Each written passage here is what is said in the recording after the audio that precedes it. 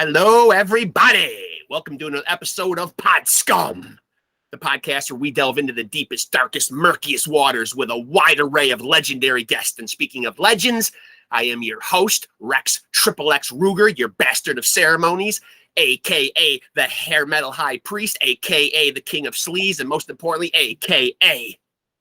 Diamond David Lee Roth Jr.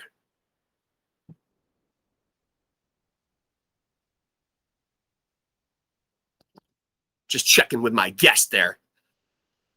Pardon me. I think you can tell, I think the world can tell, that I am Diamond David Lee Roth Jr. There's no denying that I am the son of glam, the front man for the band. Just smoked a few grams, got a million fans. Mr. Wop Babaloo Boppa Wop Bang Bang, Shazam. Hot damn! Pew! Woo! And of course, if you too want to look like the man, you want the rocks that lock, the rocks that lock, the locks that rock. Aquanet's going to drop me as a sponsor. I just know they are. I can't seem to get that right. Spray responsibly, folks. Okay? Let me give myself another look. The view was so good the last time. Ooh. Of course, this is the No Frills podcast. I'm a 49-year-old man. I don't have time to bring you all this shit and glitz and hoopla and fucking theme songs and bouncing things across your screen. No, we get right to the brass tacks here. And you know what the brass tacks are. Kick-ass guests, the coolest guests, the hottest host. What more do you need, people? Coming to you, as always, from the Blue Room, the Den of Sin, the Blue Lagoon. Of course, I am the hardest working man in show business, the number one scumbag, hairball extraordinaire. And we got a fantastical guest for you, I think. I hope. Just taking him a little bit of time to get in here, but it'll be well worth the wait, trust me. Just touching base with him right there, and should be joining us soon. So once again, I will let everybody know that if you want to work with Triple X, Rex Ruger, I am looking for bandmates for a passion project very near and dear to my heart called Love Sword. And of course, your role, should you be able to attain one, would be backing up the greatest frontman walking the earth right now. With all due respect to my my father, David Lee Roth Sr., you know, he's past his prime. I think even he would agree with that. And me being the heir to the throne, I've got that Diamond David blood coursing through my veins. Whew! Just gave me a shiver even just saying that.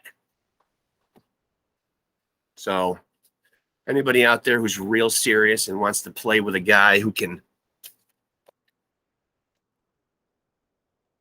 do it all, you know, the kicks, the splits, the flips, and just plain out looking good, if that's the view you want of the backside, the bodacious booty of Rex Ruger, by all means, drop me a comment. And you better be real sleazy, because we gonna glam it up. That's right.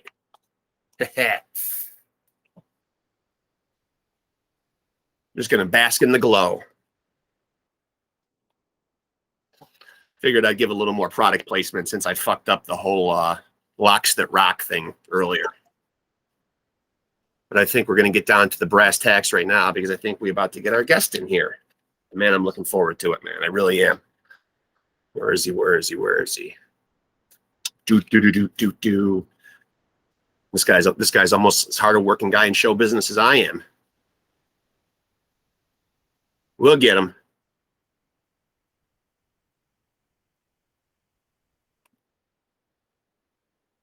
Where are you, my brother?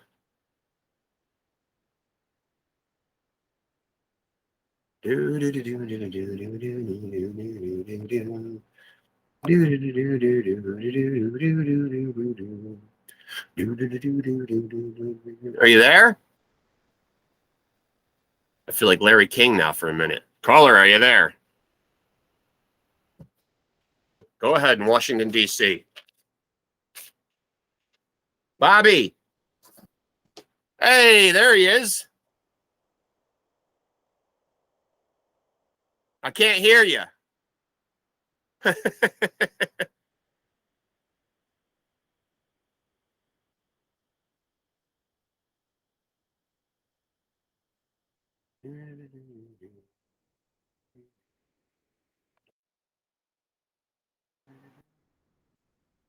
Yeah, I got no audio from you. I can see you good, though. I can't hear you. No.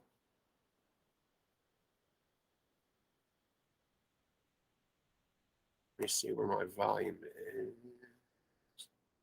My volume is up there. How about now?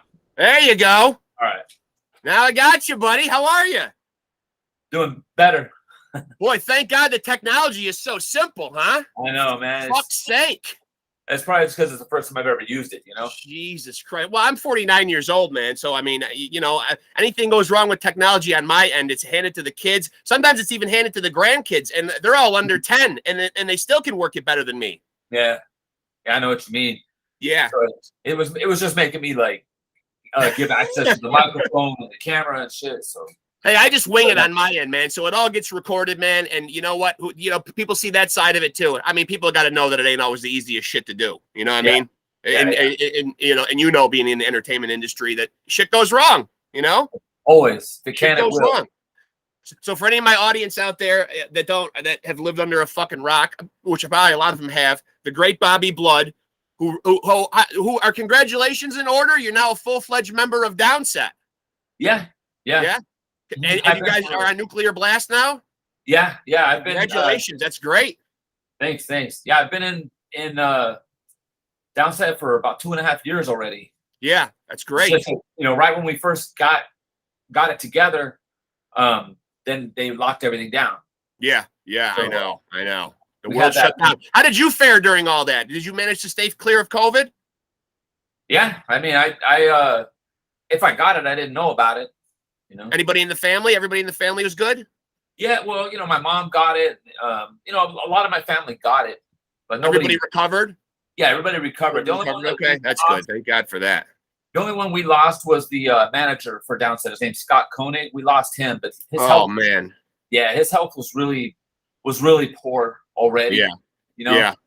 So he was on like dialysis and got diabetes. Yeah, so he had other things wrong with him, though. Yeah. I work in healthcare. That's my day job. I'm a nurse by day, so cool. I saw a lot of it. One thing I find very interesting, though, and I want to make sure I get this right in my notes here. You served 8 years in the Army, and you won a couple of awards. First of all, I'd like to thank you for your service. Yeah, no problem. It was the Air Force. Air Force. Okay. I'm sorry about the Air Force. Okay. No. Huh? No, I know there's different things on the internet and stuff. Yeah. When you look back on that, what are your thoughts on your time in the military? I mean, it's not always a pleasant time for a lot of people. How did you find your experience? Man, it was my first time being out of California. Yeah. So it took me it took me time to adapt. Right. To the military life. You can't just like fight everybody or it was good for me. It was very good for me. You needed it, yeah. I went to some crazy places. The awards I won, they're really basic awards. Like I got the National Defense Medal, but anybody gets that serves in a wartime, Yeah, but not everybody serves in a wartime. It is special, you know what I mean? Like it is. Yeah, that's true. And I got a few awards, yeah. But I don't know. I don't want to downplay them, but it's not like Purple Heart and all that, because that's what people start thinking, Right. Yeah. These are more basic awards, but I did get them. I did get the medals. I have them. I got my honorable discharge, everything. So, and I don't want to just downplay the whole. I mean, I got so much shit I want to talk to you about that I don't want to just stop and leave it at the current drummer for Downset. I mean, you've been in lots of legendary, hardcore bands. First Blood comes to mind, and you've also done quite a lot of films, horror films. It seems to be the genre that you like to make movies in, correct? It is, yeah. Okay, I like that. Yeah. So, but let me go back a little bit though. Sure. Your upbringing. What was your upbringing like? Are you a Southern California guy your whole life? Yeah. Mm-hmm. And what was your upbringing like? Was music or are the arts always your focus? You said you'd gone through some bad times too.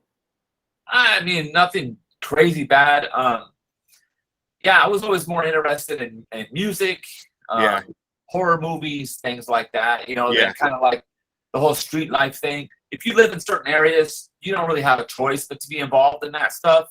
Right. My mind, my heart was always on other things, and it's kind of been that way my whole life. I always find myself kind of connected to kind of street life stuff.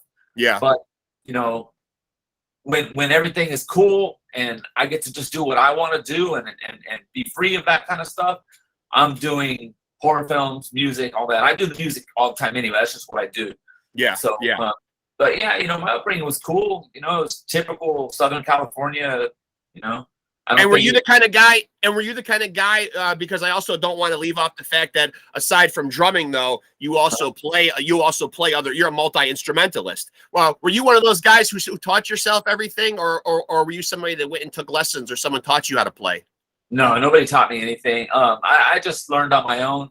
And to clear that up, and I do play other instruments, but not the only thing I'm really any good at is drums. Yeah.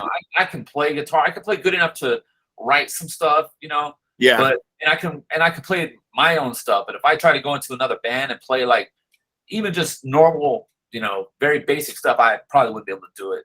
Now you have a father who's Portuguese and your mother is Mexican.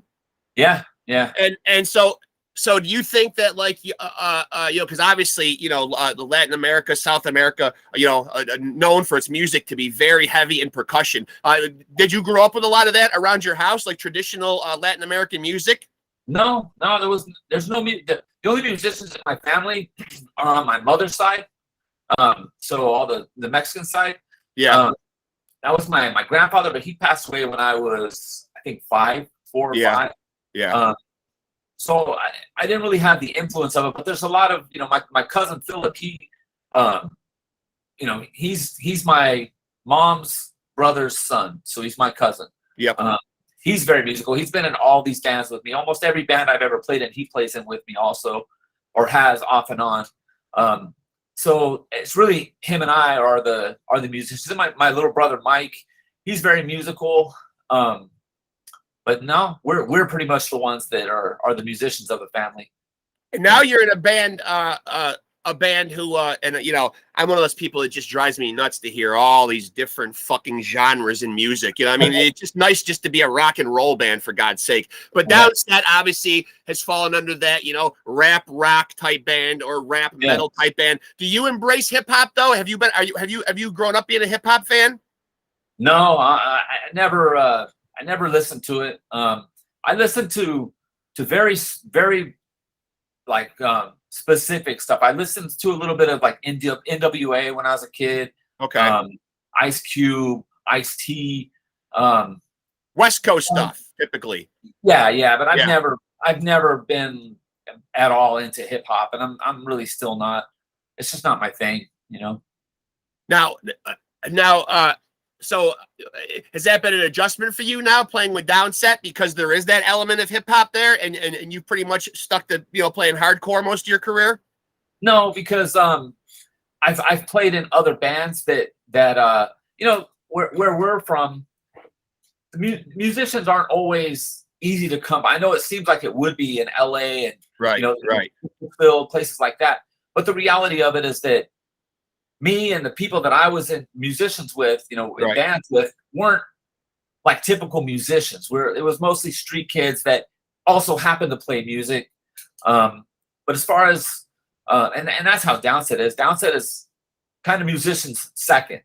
All the guys in the band. So when that happens, you have to kind of take what what you get. It's more important about if you get along with people, if you're from the same neighborhoods, if you can even hang around with each other. Right.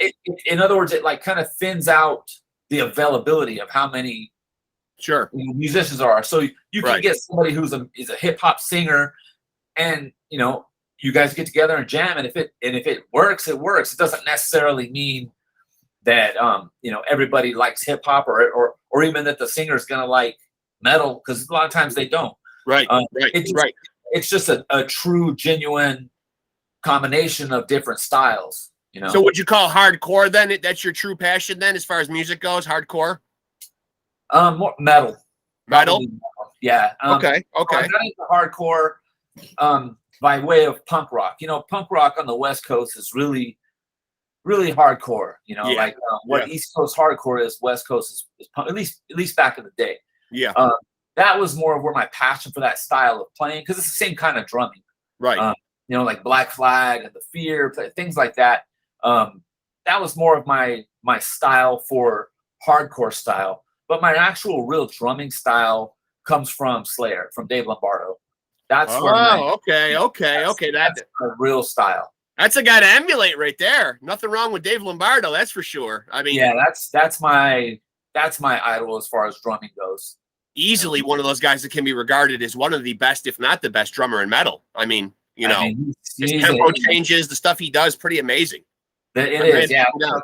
There's guys now who can play, Slayer with one hand. I know. And that's cool and all, but it's one thing to emulate it. It's another thing to invent it and innovate. Right. Agreed. Yeah. So I look at some of the hardcore bands. And obviously some of them have had a longevity. A lot of the New York hardcore bands that you mentioned had a lot of longevity. But when I hear First Blood, and you've gotten to actually be in that band, Carl there, the lead singer, a great hardcore voice, one of the best. Yeah. Would you agree? Yeah, I do. Yeah, I do. Fantastic. I mean, you guys are a fantastic hardcore band. Why do you think sometimes in the music business that sometimes some bands get bigger than others in that particular genre? Like, how do you get legendary status in that really underground metal? Because you hear about like bands like the Cro-Mags or Agnostic Front, or those bands get credit for being legendary hardcore bands. And I know you can become legendary being just a regular rock band. You could become the Rolling Stones or the Beatles or whatever. But in that specific genre, what makes you one of the goats in that genre? How do you get to the spot that Agnostic Front's in? There's an answer for that, and it's very basic. It's very simple, really.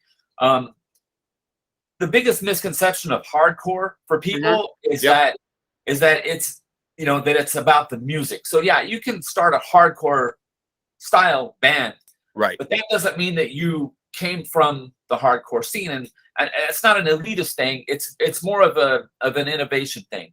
Right. So if you get a band like, you're talking about Agnostic Front stuff, they were doing that stuff before anybody else was. Right. They're the ones that inspired us. So Cro-Mags, they inspired people to do this stuff. On the West Coast, First Blood, it wasn't one of the original hardcore bands, of course, but you get a band like Terror, which a lot of people may not remember, but Carl was the bass player for Terror. Yep. And he did a lot of songwriting for them. And that's another thing people don't realize about Carl with First Blood is he is a multi-instrumentalist. He can literally play everything. Yeah. Very talented guy. He's had to get on stage and play drums and sing when he's had, drummers not pull up on tour. Yeah. Multitasking. At the same time, So he, and back to your question with the hardcore thing, what makes bands legendary is either their innovation or if their message is legit, like it's real and people feel it. I think with First Blood, I don't want to proclaim it as one of the GOATs, like you said, but I'll accept you saying it. But I think what puts First Blood aside is the message, the militant, the undying, dedication to what the message is. What we sing about, what we're saying to people, we all live it. Yeah, and we live it fully. And my first show with First Blood was when California hadn't even been out yet. That was when I first started with the band. That was 16 years ago, and we're all still living the same way. We all still the veganism, everything is the same. Yeah. So you do something long enough, it's gonna make an impact. Yeah, and people buy into it, and they do. You know what I mean? They're invested with you. They're invested with you because they see that consistency too. I think bands doing it over the long haul is very important too. You know what I mean? Like it's very important in the hardcore scene because I don't like using the word fakes because that's, who's to call somebody else fake. Right. But what I will say is that when it's definitely real, it comes across. It comes across in the music. Sure. It comes across in your attitude towards fans. It comes across in your attitude towards playing. It comes across in, will you play at a house show? Will you play at a big festival one day and then play in somebody's backyard the next day? Terror does that. First Blood does that. Agnostic Front will do that. Yep. It's a combination of those things. You do those things and it's genuine, and people will relate to you and they will connect to you. I love that. Yeah, and then they will listen to your music, and then you explained it extremely well. You explained it better than anybody I think I've ever given that I've ever heard explain it. You know what I mean? Like it's a combination of all those things. You can't just put that label on somebody if they have fulfilled all those things that you just talked about. Living it and breathing it and doing it over a long period of time. I agree with you. I agree. So did you actually study film? Did I read online that did you study to make movies? Yeah, I had the idea to I wanted to. I always wanted to make them since I was a kid. I wanted to make them, but I'm not the type of person that will just start doing it. Right. I have to get my shit in order. So the first thing I did was I went to film school. I used my GI Bill, went to school. Then I started doing short films, and I just kind of gradually worked up to making full length films. And I'm still evolving. It's a huge process. Making a movie is I can imagine. Massive. Yeah, it's if you put the effort it deserves into it. If you just want to throw it together, you could make a movie every 6 months, easy. Me, it takes a couple of years. Is that what people are doing when they're making these movies? Because I saw one was nominated for an Academy Award, like independent films, a couple of years ago, where supposedly the whole movie shot on an iPhone. Is that possible to make a movie on an iPhone? Yeah, it's possible, and it's not always about. But a good movie? A good movie? Are we talking about a good movie, or just anybody could shoot a movie on an iPhone? Well, think of it as hardcore. Think of it in the music sense. Right. You get a band like Agnostic Do It Yourself. Front. Yeah. Well, their first albums, how do they sound? They probably sound like shit quality-wise. Right. But the music is there. Right. So the content, it's about the content. Right. When I talk about going to film school and stuff, I'm concerned about the quality. Right. They don't teach you how to be, idealistic. They don't teach you how to come up with ideas and how to be creative. You can't teach that to somebody. Right. Right. Well, it's possible. It's possible. I've never seen anything like that. Look at the Blair Witch Project. That was a new idea. They didn't spend a lot of money making that. Right. But the idea was new and it was fresh, and most important thing was it was entertaining. And that's really what it comes down to. So yeah, I would say a great film could be made with an iPhone. I wouldn't try to do that because I approach it with a little bit more respect. But then again, I can't say nothing because none of my movies are considered great like that, at least at this point. So do you think growing up in California, though, because obviously it is the home of Hollywood and it is where a lot of show business people and a lot of movies are made, did you think that your upbringing in California, it all shaped you artistically? Is it easy to live in California and be inspired and get into the arts? It might be for a certain class of people. I'm not in that. I was never in that class, where I had those type of opportunities. I think art can be born from two places. It can be born, multiple places. Where my art is born from is for wanting to escape your own reality, and that is probably to me where the greatest art is created. And art is subjective. That's what I like. That's the kind of art I like. Some people like other stuff. Everybody likes it different. That's the beauty of it all. So being in Hollywood, being near all that, no, that never affected me. That's something I always avoided my whole life in music and film. Yeah. To my own detriment, because I have connections to do that. I have connections to, I've always have to get into bigger bands and stuff. Going into Downset was like the closest I've ever come to, embracing the real business side of LA. And that's not because Downset are those type of people. They're not. Those guys are exactly like me. But the band, they laid that path, and they got the support of the major labels and all that back in the day. So Downset is always going to be on that level. That's why we got the deal with Nuclear Blast and stuff, because of the pedigree of the band. So that was my first foray into kind of like the big time, as far as Hollywood stuff goes. And other than that, it's always underground. And with film, it's the same thing. I haven't tried. I'm just now getting to that point with filmmaking where I'm not going to really be able to continue doing I'm not going to continue to be able to continue evolving.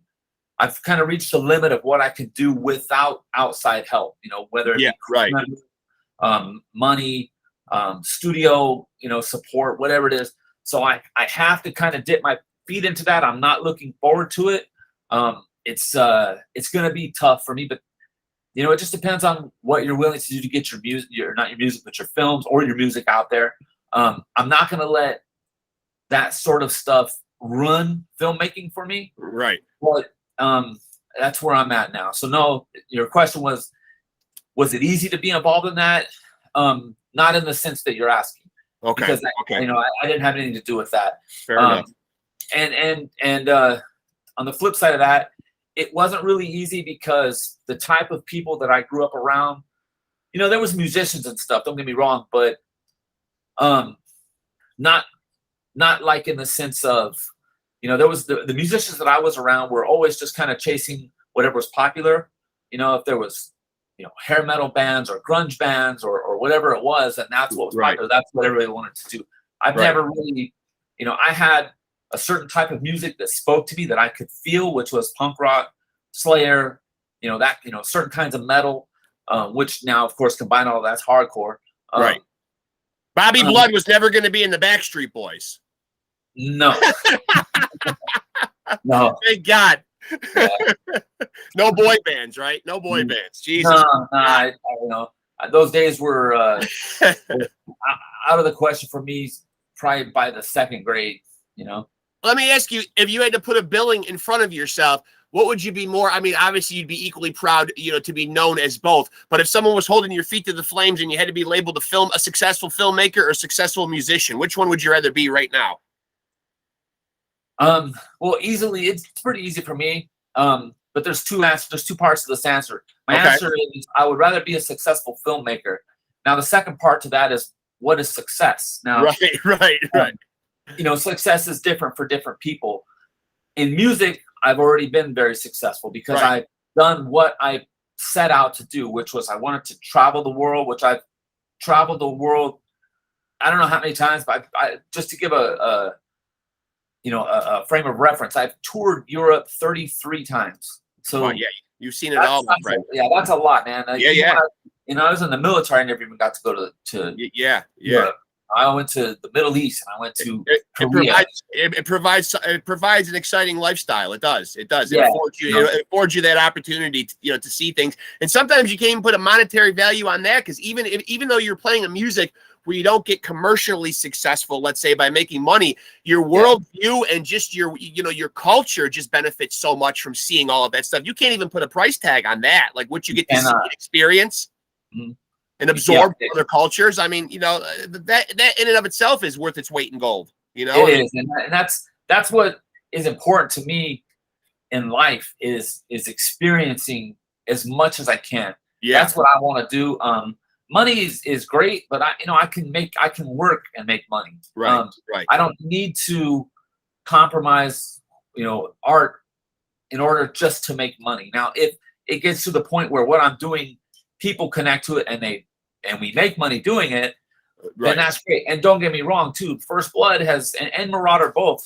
There was times where we especially First Blood. There was a few years there where we were making really good money. Like where I was able to buy my house and that kind of stuff. And that probably would seem completely unreasonable and just irrational looking at it, because you look at major label bands that live in apartments and they're broke all the time. That's because the deals they have to sign to get that. They're kind of, it works like this. The major labels and stuff, they they'll make you famous and they'll make you big and you'll sell more stuff, but you get a very small percentage of that and you're always in debt to them. Right. Whereas kind of like First Blood, you know, we had some support, but for the most part, we go out and we tour, and you know, we don't waste our money on things like tour buses and hotels and stuff. You know, if we don't have to, so we'll rough it for a 3-week tour, but then we come home with thousands of dollars in our pockets. Right. And that's probably the misconception. People see people as, oh, you play music for a living.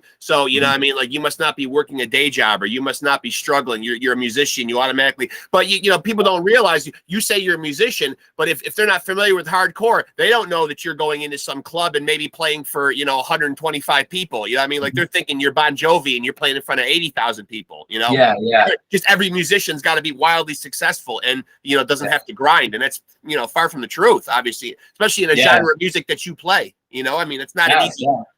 And vice versa. People think that if they see that, like, you playing in some small clubs, that you're basically like a homeless person back home. You know? It's funny, the perception. It really is. It is. You know, there's a lot to know about the insides of it, and there's ways to maneuver. If you really are serious about doing it, like First Blood, like you know, this goes back to one of your earlier questions. Yeah. If you have a message that you want to put out there and you have to get out there to do it, you're gonna find a way. Yeah. You don't have to give up your life. You don't have to be homeless. You don't have to live in your parents' house when you're in your 30s and shit. There's ways to do it. My way to do that was that I always kept a career. I always kept a job. And then later on, I started, you know, I learned how to run my own businesses, and that's what I do now. I have 2 businesses.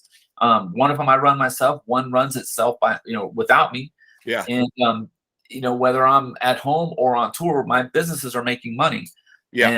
And then I make money on tour also because, you know, and then you see us in Europe and stuff, and we're, you know, staying in really horrible hotels or in people's houses sometimes. Yeah. And it seems like, damn, that's depressing. Well, we could afford a tour bus, and then we're, you know, in Europe for 3 weeks, and we come home with absolutely nothing because we spent it all on tour buses to, you know. Yeah, but I like what you said right there, though. And you keyed on something that I was trying to explain this concept to my son the other day, who's 26 years old. Now, you know, he likes the hip hop or whatever, you know, so he's been to more shows like that. And I'll tell you, there's more chance for fucking shenanigans to break out at one of those shows. I find that when I go to metal shows and hardcore shows, there's much more of a communal spirit. Like you talked about, people putting you up in houses and, you know, people extending kindness to you. You know, I've rolled to a couple of shows where I've gone by myself, and my son is almost like talking to me like, that's fucking sad. You're going to a concert alone. But I always end up, someone comments on your t-shirt, you know, like I'm wearing an agnostic front shirt right now. Someone comments on a patch on your jacket, and suddenly you find yourself talking with a bunch of guys that you don't even know. And I find that happens all the time at metal shows. It's a different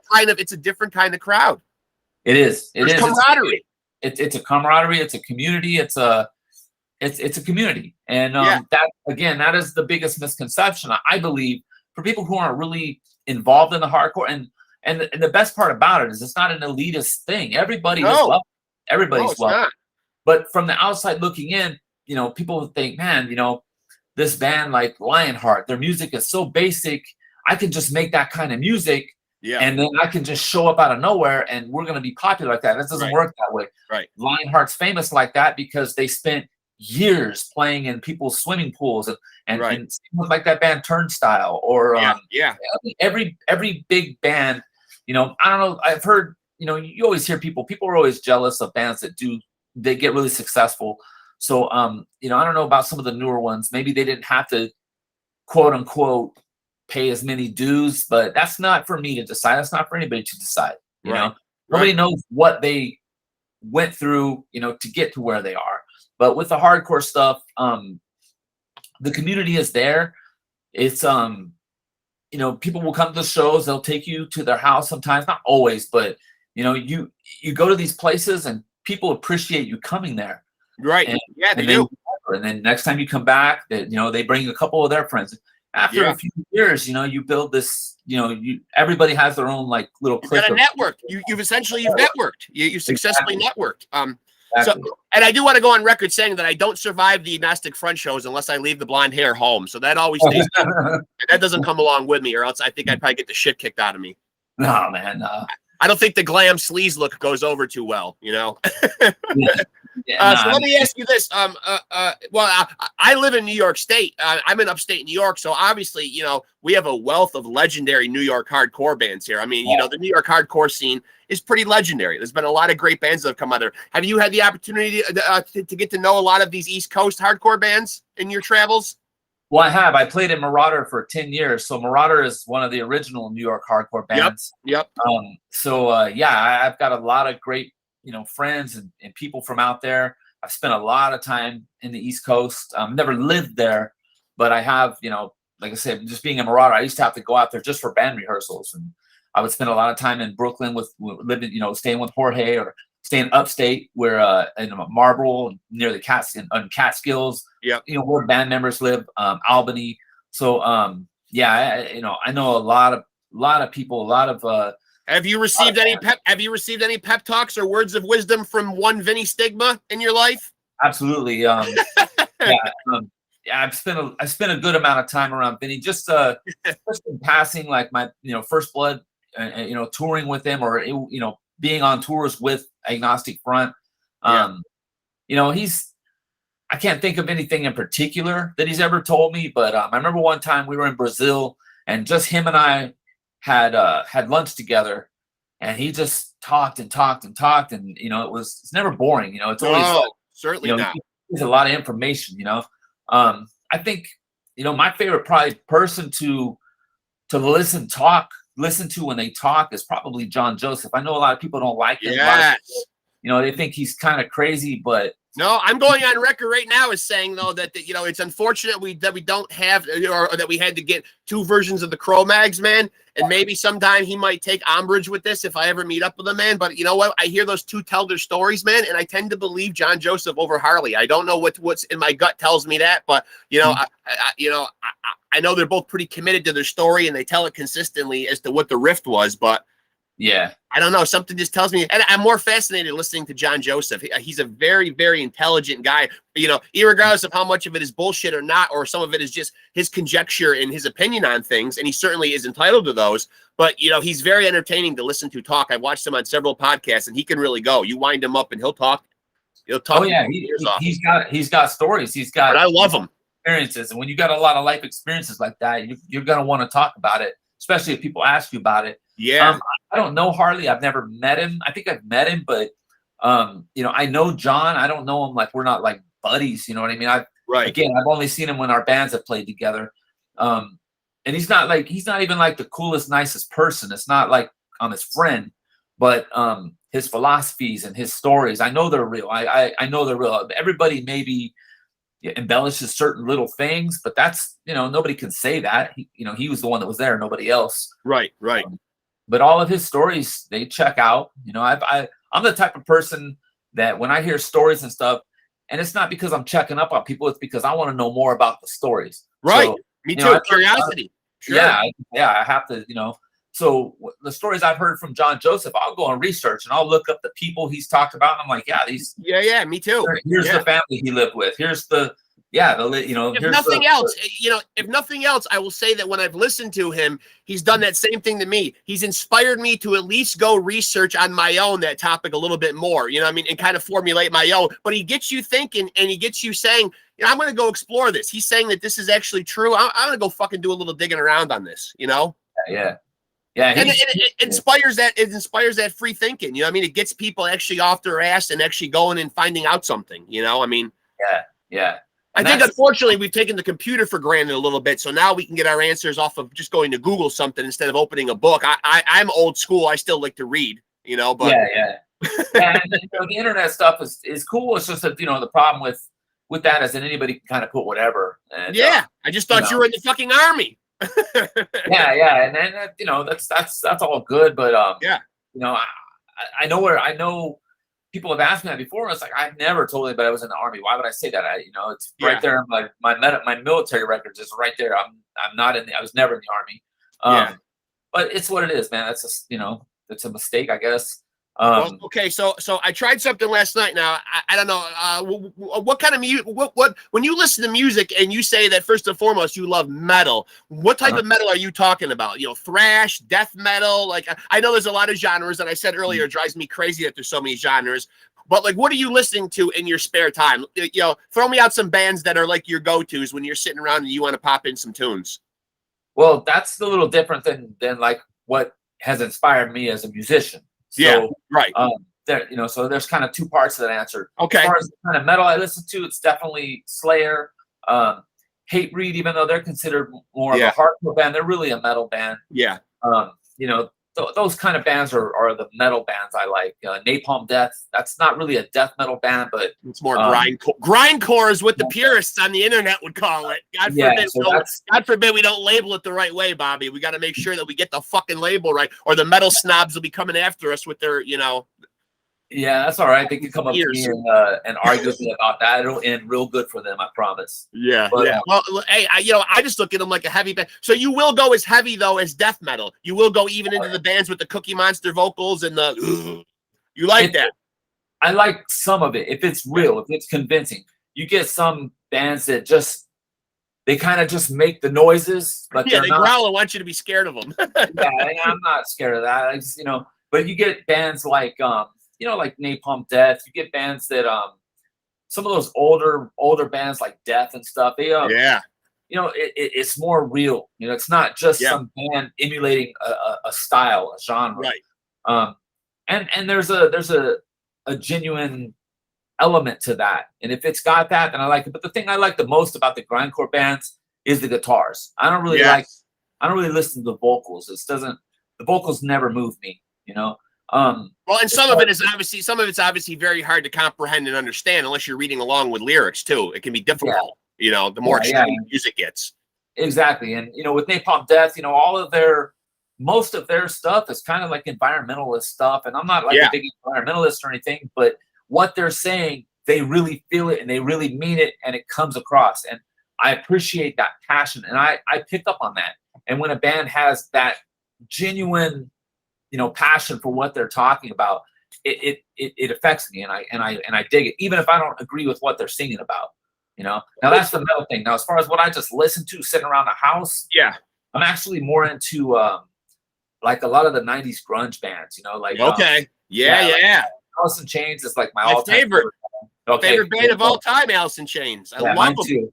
And that Dirt album, oh my god! Oh my god! Now you're speaking my language, Bobby. Now I've found out we're kindred spirits here. You might be a long lost brother over there, man. You're talking my language. Yeah, me too. You know, and the odd thing is that like a couple of interviews back, going back a few weeks, I had Gary Connor on here. Now he's the guitar player for the Screaming Trees, a big Seattle band, and I said, you know, it was amazing how the microscope was on Seattle there for like a good 5-6 year window when you know, you had to wear a flannel and you had to be looking grunge and you had to, you know what I mean? It was crazy, wasn't it?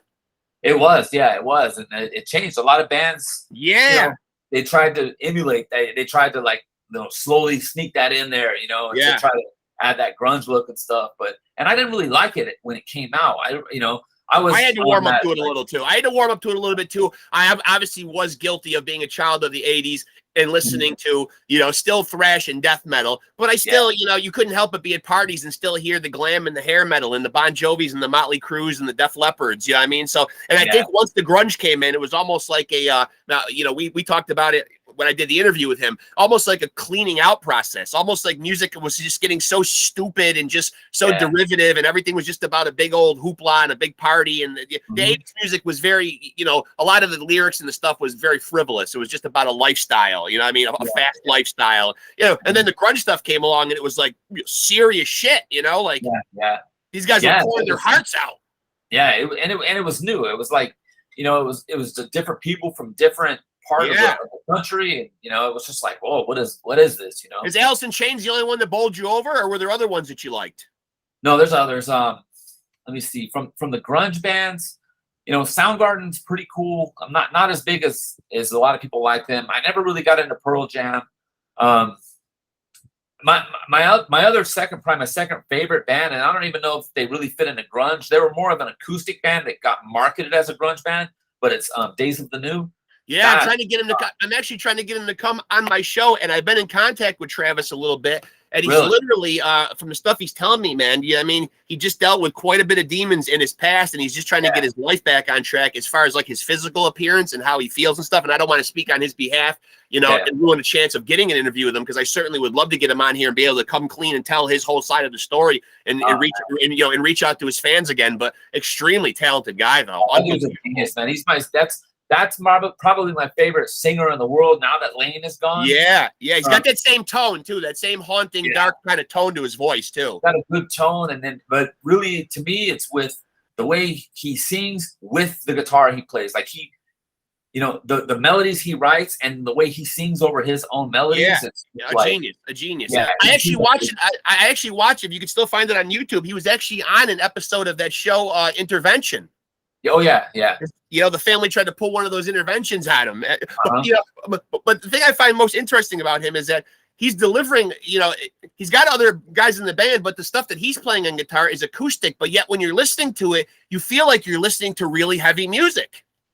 Yeah. They made it heavy. A lot of that had to do with the backing band, but it's not light music. It's heavy music. It is with a serious message to it. Well, the reason I was asking about the music, now I had a fella on my last interview, Yadron Gonzalez, and he actually plays in a young thrash band called Ex Mortis, EXMORTUS. And so I tried something with him last night that somebody had emailed me a suggestion of almost doing a segment on my show where it was like some kind of like a lightning round where I'm throwing questions off at people, and he did pretty good last night, dude. So, I wasn't going to call it the hot seat, but I like the idea of throwing somebody into a furnace. That would work good in a horror movie, wouldn't it? Sure. So I'm going to throw you into the furnace right here for a minute, Bobby Blood, okay? And you just rip the answers off at me, okay? Don't even think. Ready? Sure. Sex Pistols or Clash? Clash. Michael Myers or Jason? Michael Myers. All right. John Wayne Gacy or Bundy? I don't like either of them, but the story of Gacy is scarier. Creepier. Okay. Here's a tough one for you, man. Agnostic Front or Sick of It All? Oh man. I can't help but think about it. It's tough. You want to come back to that one, Bobby? I gotta give you a pass on that one since you know those guys. I gotta. Yeah. I gotta give you a pass, man.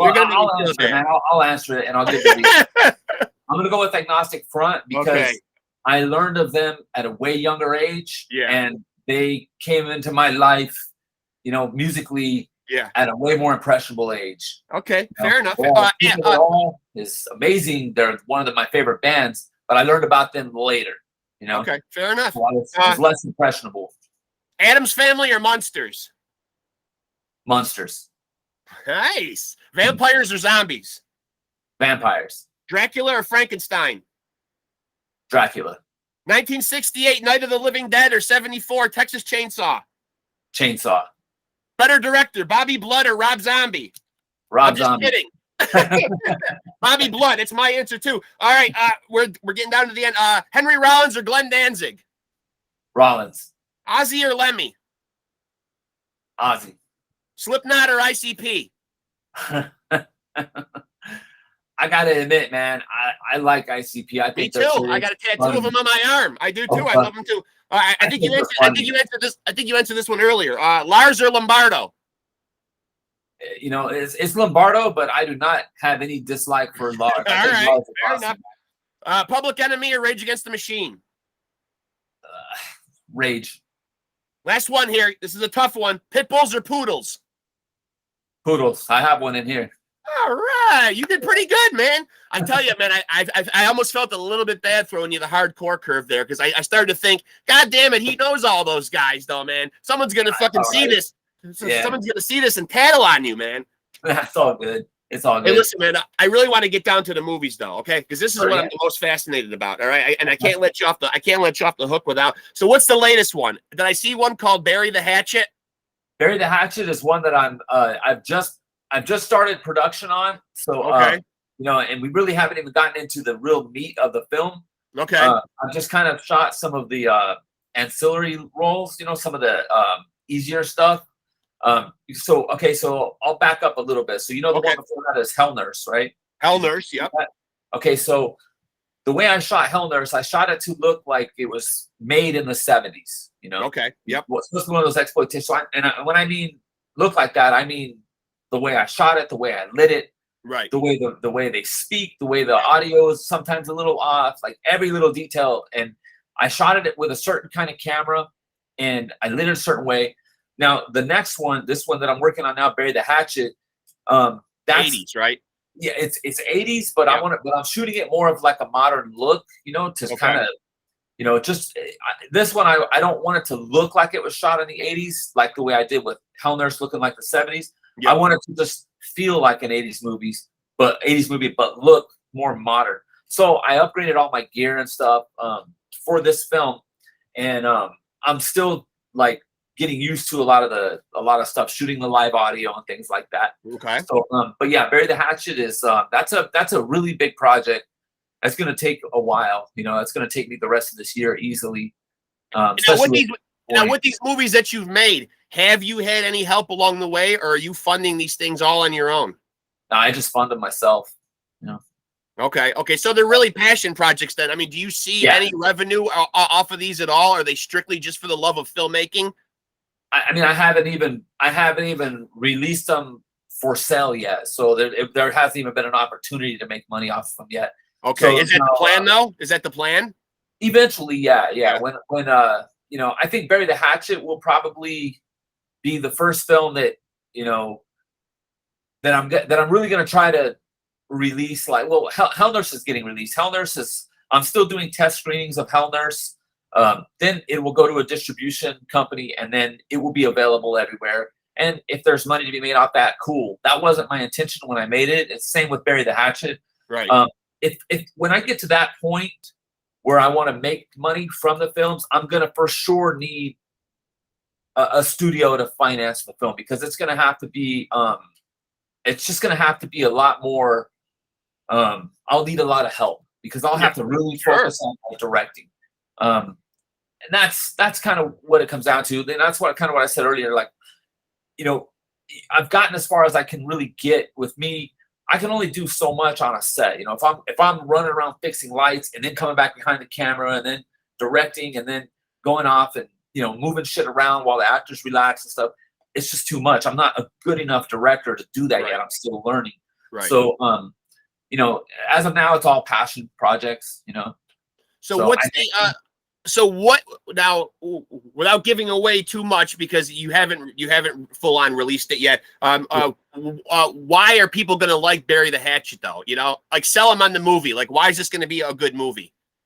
You know, it's going to be one of those ones that you don't have to really think a lot about. It's going to be fairly predictable. Okay. It's just, I don't mind that. Yeah. It's meant, the way I wrote it and the way I'm designing it, the way I'm filming it, it's something that I want people to be afraid when they go camping again to think about it. Not like in a funny way or nothing. Right. But I want, like when I was a kid and I saw Halloween, or when I saw Friday the 13th, then you go to the woods, that feeling that you get. Like, that's what I'm after. So that's my goal. Now, if people like that or don't like that, you know, that's up to them. But I want to give them that feeling. I want to give people that, you know, I want to ignite that in their imagination into, you know, where they're scared again when they go camping and stuff like that. I'll tell you, the thing that I find the most beautiful, and I'm sure as someone who makes films himself, you know, it sounds like you would agree on this too. But the thing that made the 1978 Halloween so beautiful was not that there was a lot of gore. You didn't even see the presence of blood. Everything was just shadows and mood and music. You know what I mean? Instead of and that slow burn of that anticipation that he's eventually going to get his hands on Jamie Lee Curtis. Yeah. You know? Yeah, absolutely. And I just so genius that whole movie, you're scared and you're not even really seeing a lot of death or gore or bleeding. The body count in that first one is not even staggering. You know what I mean? Like he just killed her, a couple of her friends and a couple of boyfriends, but he wasn't, you know, now the updated version, everybody just wants to see, you know, a high body count, you know? Yeah. And so where do you stand on that? Where do you stand on that as a horror maker, a horror filmmaker? Do you think there needs to be a lot of gore and a high body count? Do you like that kind of stuff? It depends. It depends on what the goal for the film is. To back up to what you said, like to me, what makes Halloween, Friday the 13th scary, is that there's nothing in there that couldn't happen on your street. Right, right. Yeah. You know, when you start getting to Friday the 13th Part 6 or Halloween 4 or 3, those aren't things that happen in real life. You know? Right. And, that's when it's still good and it's still entertaining, but it's not genuinely scary. Now with Hell Nurse, it wasn't meant to be something that could happen to anybody. It's supposed to be kind of shocking. It's an exploitation film. Right. With Bury the Hatchet is going to be something that I want it, you know, where people can feel like this is very realistic in the realm of likelihood, of possibility. Yeah. So your question was, where do I stand on the gore and the body counts and stuff like that? No, it's not necessary. What makes it to me scary is like what you kind of said, the anticipation, the suspense, you know, and the realistic potential of that happening in your real life. Yeah. I'll tell you what, I'm a 49-year-old man, and sometimes I'll watch Halloween 1978, and I've seen it a gazillion fucking times, and I feel like I look out my window, I get scared. I feel like I live in a fucking Haddonfield type town. I do. You know what I mean? So you do start to think about, okay, you're as you said, it did get a little stupid later on when all of a sudden he's superhuman and you can't fucking light him on fire or do anything or whatever. But just to think of some lunatic out there with a mask on just fucking shanking people is scary, you know? It is, it is. and to touch on what you're saying there, my favorite thing to do is to go to the locations where the movies were filmed. So I've gone to in Halloween 2. I liked Halloween 2 a lot. So I think that Me too. I hate the fact that with these new ones, we're supposed to forget that happened. You're talking about the one where Jamie Lee's in the hospital. Yeah. It's my favorite. I've never found another person. I could reach through this computer and kiss you, buddy. Nobody ever. I won't. But I mean, nobody ever picks that one. Nobody ever picks that one. Or really, it's glossed over.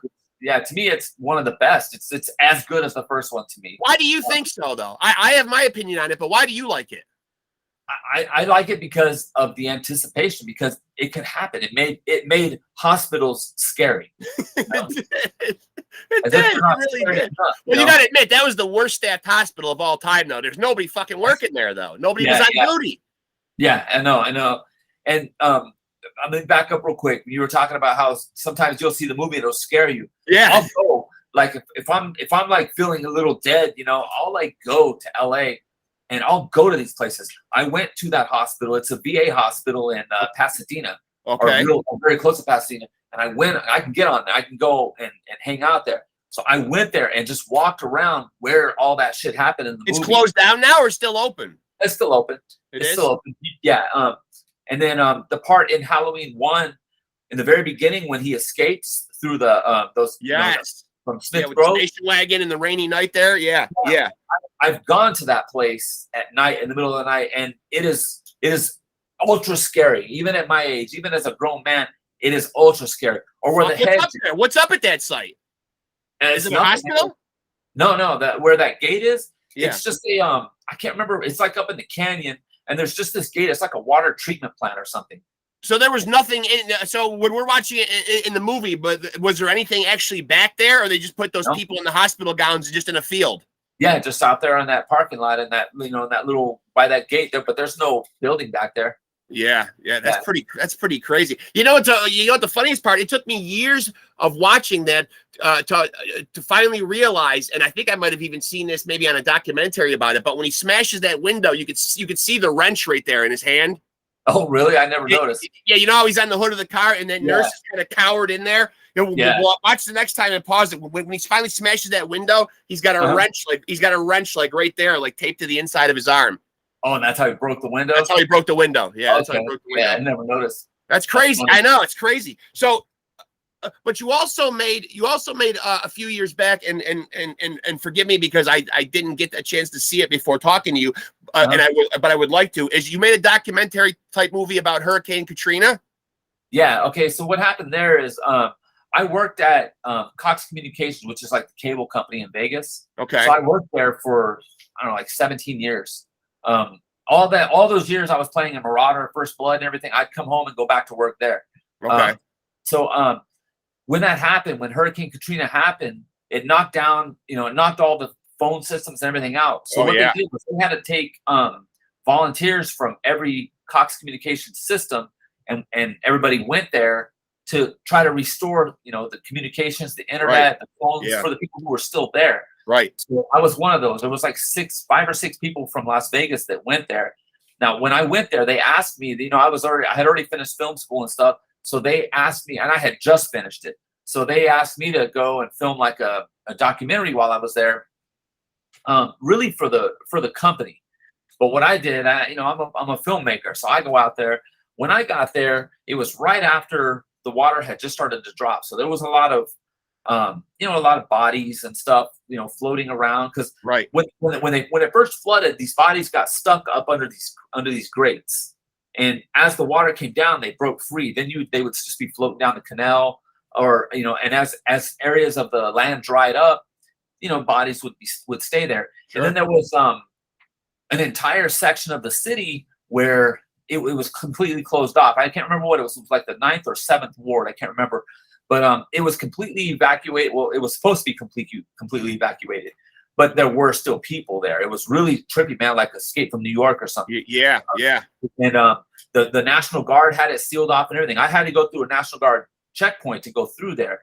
Now, when you would go in there, there would be, you see the houses, they'd have a mark. Like if there was a dead body in there, it would be marked on there. Or dead dogs would be like 3 dogs, 2 cats, and there would be an X if it was a body.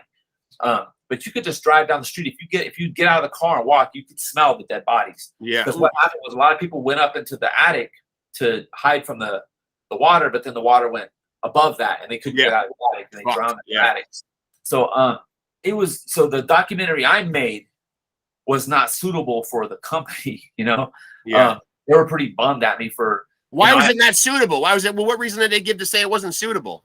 Because they wanted something that was showing how heroic Cox Communications was to go and this big. So they didn't want to. So they didn't want to see the visceral, real side of what this calamity did to people.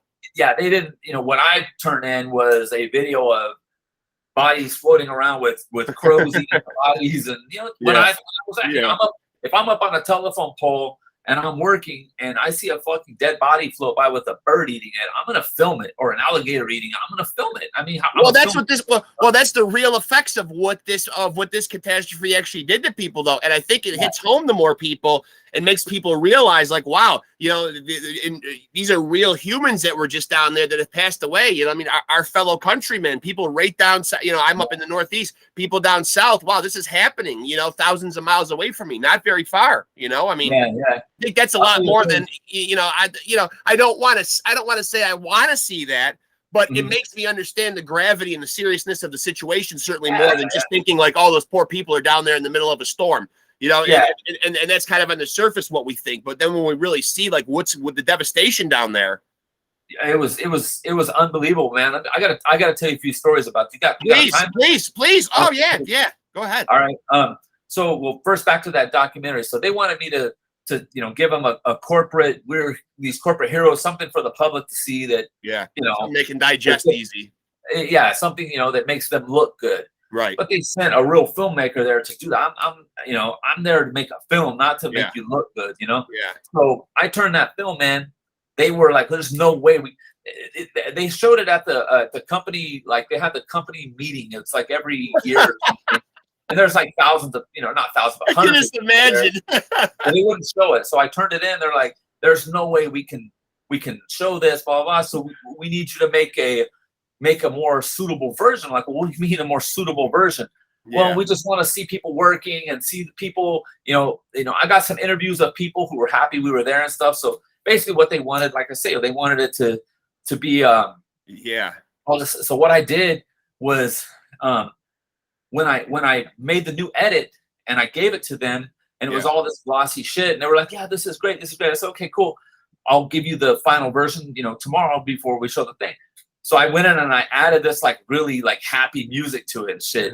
Like I was irritated, Yeah, and they were yeah. It was like, why did you add that music to that when so much bad shit was going on? I said, because they made me like cut 3/4 of my film out because they didn't think everybody here could handle seeing that, you know. So there's they want a Katrina. Yeah, they want a Katrina documentary that's the equivalent of like the fucking Disney film. You know, like what do they want? They want it sugar coated. Yeah, exactly. And the reality of it was beyond what even now. Let me tell you a little more about that. So of course, so there's two versions of that documentary. There's the one that, you know, the official version, and then there's the one that I made that I've never done anything with. I should put it on YouTube. I mean, people would love it. Yeah, it's pretty nasty. I mean, it wasn't supposed to be gory, but that is what was going on there, you know. Yeah, the bodies everywhere. I would go up to a house, be like, okay, yeah, you can for sure smell there's dead people in this house. Yeah. You know, then you would see people walking around in these areas that were closed off, and it's like, fuck, man, dude, seriously, dude, you need to put that out. I think that would do great because I know in my YouTube searches, man, you know, I like watching stuff that's happening to people, and not that I like to see human suffering, but I like when I see something actually, you know, happen, like, you know, something real. I mean, I like documentaries or clips or videos of stuff that's grounded in reality. I mean, you know. Yeah. And let me tell you something about that hurricane and that situation that I didn't even get on film. So when it first happened, everybody evacuated to the Superdome, which is this big, you know, what is it, like a football stadium or something? Yep, it is. What they didn't talk about, we found this out when we in process with the National Guard. They had to tell us what was going on. There were serial killings in the Superdome because all these people, they just shoved them into the stadium. They were finding bodies dismembered, people cutting, you know, like dismembering people and stuff. A lot of rapes, a lot of murders. They didn't put that shit in it. They were proposing to demolish the Superdome and build something new because of all the bad shit that happened there. Yeah. Yeah, it was some really, really, I didn't see that. I didn't see any of that. I didn't go there. You know, I didn't go to the Superdome. Right. But I also, another thing I did when I was out there, I went to, I can't remember where it was. It was like on the way to another city, but there was a Six Flags out there that was completely abandoned. I went through there and filmed all that and stuff. Yeah. It was really cool, man. That part was cool. All the dead bodies and shit was pretty horrific, you know. But yeah, that was the other story about the Hurricane Katrina stuff.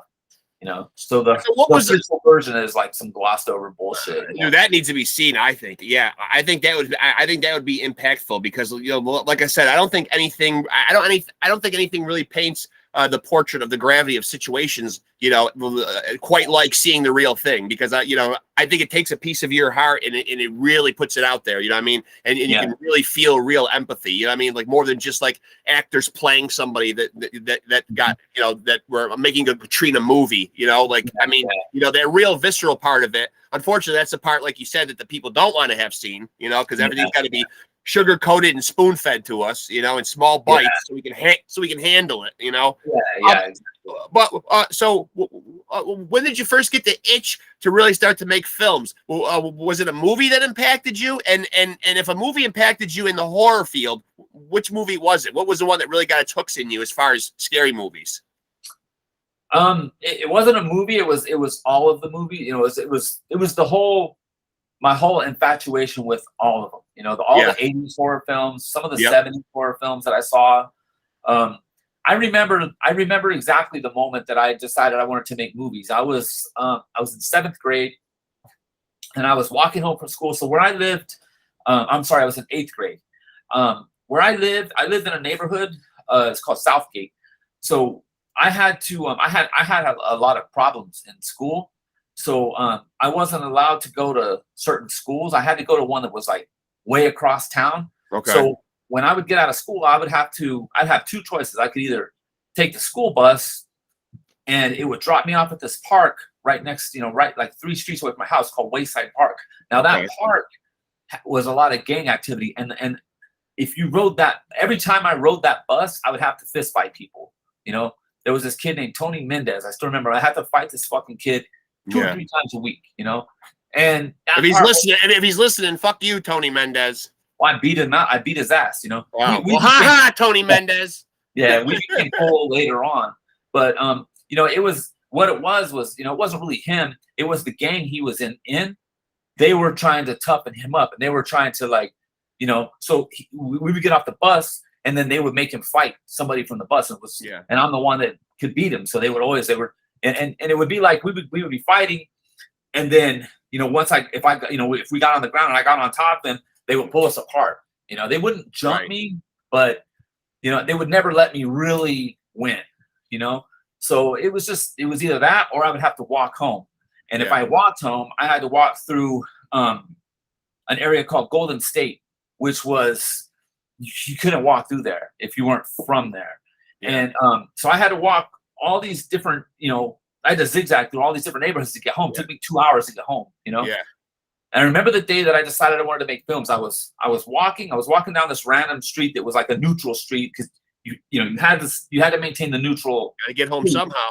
I was walking home, and I saw over the gate in somebody's backyard, and there was this old man, and he was just like kind of digging a hole in the ground. I don't know what he was doing, and he stopped, and he just kind of put his shovel down, and he just watched me walk. Get rid of the body? No, just flowers or some stupid shit. Oh, good, okay. But the idea came to me, was like, man, how scary was that? Like, I was thinking about in Halloween, in the movie, when she's walking, and, you know, just, you know, you see Michael Myers in the bush. Everywhere. It reminded me of that, you know. But like, imagine like if somebody was walking and they saw somebody burying a body in the backyard. That was when I decided that I wanted to be in filmmaking. You know, it didn't really occur to me that you could make your own films. What I really wanted to do at that point was I wanted to be a special effects artist. So there's that magazine Fangoria. I started getting a hold of those, and I started trying to kind of do my own special effects and everything. Then I don't know, a few years later, I was living in a different part. I was living back in Bakersfield, on the east side of Bakersfield, and I had a friend that lived 2 doors down from me. His name was Michael, and he had a brother. And his brother, I'm still friends with him right now. He made his own Halloween movie, and I saw the movie. He made it, you know, it's like a camcorder and stuff, and he really took his time to like really do it, you know. And it was, he's really hardcore. His name's David Burke, and he was like really hardcore into Halloween. He still is. He still goes to the conventions, and he's just like cool. My favorite too. I love it too. So that's when it occurred to me that you can actually make a movie, you know. But it still didn't really click to me then, you know. When I decided to go to school and stuff, it was because my GI Bill was running out. I didn't know what to do. I was touring a lot. I was playing in a death metal band called Crematorium, and we had a really rough tour. We had gone out with that band, As I Lay Dying. This is in like 2004. And, we rode with them all the way out to I think we started in New York. We were supposed to do this full U.S. tour, and right in the middle of that tour, that band, their video came out on MTV, and they blew up really big, like really quick. I remember they were huge for a while. Yeah.